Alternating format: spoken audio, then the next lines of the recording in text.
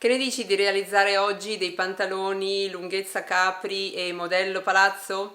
Sono facilissimi da realizzare, poche cuciture ai lati, io ho fatto il cinturino interno e sono molto carini e versatili per la prossima stagione.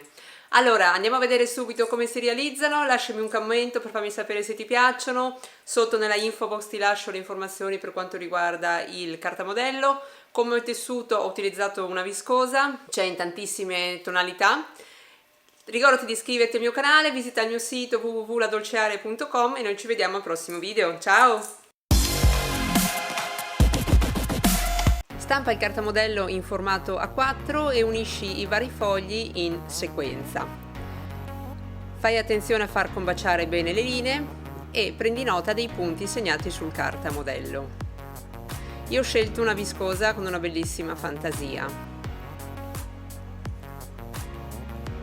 Disponi quindi il cartamodello sopra la stoffa e lascia un piccolo margine. Io non ho voluto fare la cerniera davanti, per cui ho rigirato la patta all'interno del pantalone e ho deciso di fare la cucitura, la cerniera sul fianco, quindi lascia aperta quella parte. Il cinturino lo voglio porre all'interno del mio pantalone. Iniziamo quindi cucendo le pence sia nella parte davanti che nella parte dietro. Ho fatto un punto diritto, pieghiamo la nostra pence, diritto contro diritto, iniziamo dal punto segnato sul cartamodello fino ad andare a finire a niente. In fondo eseguiamo un nodo alla nostra pence e andiamo a stirarle.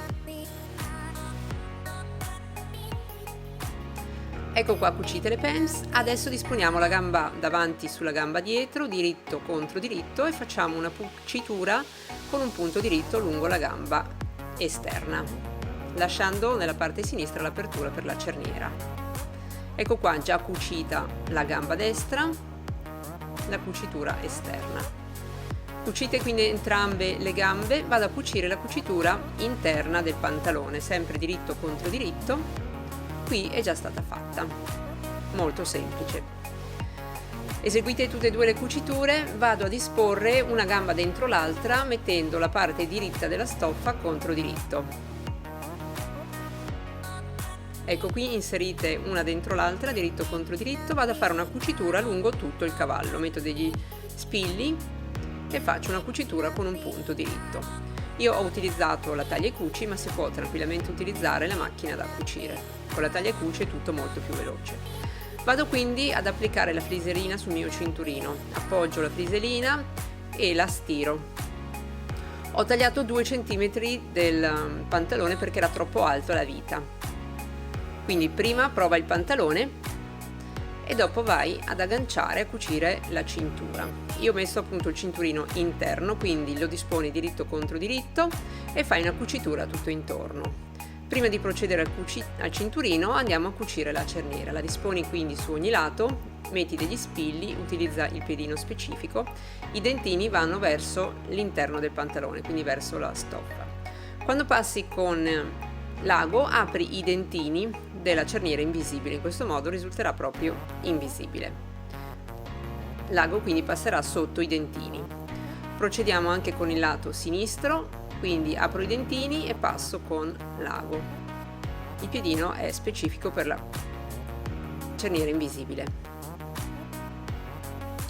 Ecco qua finita la mia cerniera, risulta davvero nascosta, molto comoda. In fondo ho accorciato quanto mi serviva e ho fissato la fine della cerniera sui margini. Ho rifinito la parte bassa del cinturino con la taglia e cuci, vado a mettere degli spilli e cucio tutto intorno.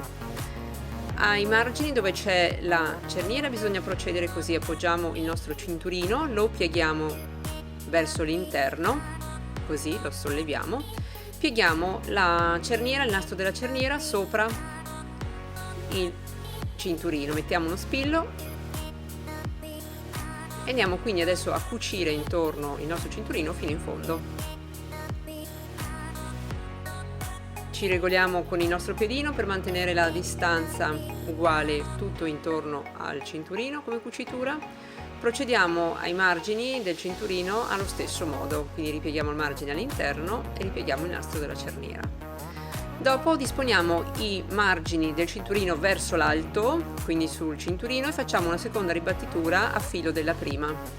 In questo modo il cinturino verrà tenuto verso l'interno. Apriamo bene i margini. Per fissare il cinturino faccio delle piccole cuciture sulle cuciture dei fianchi oppure sulle pens. Apro bene la stoffa in modo che poi la cucitura non si veda. Finisco a mano il cinturino, faccio l'orlo-in-fondo, l'ho fatto invisibile a mano ed ecco qua.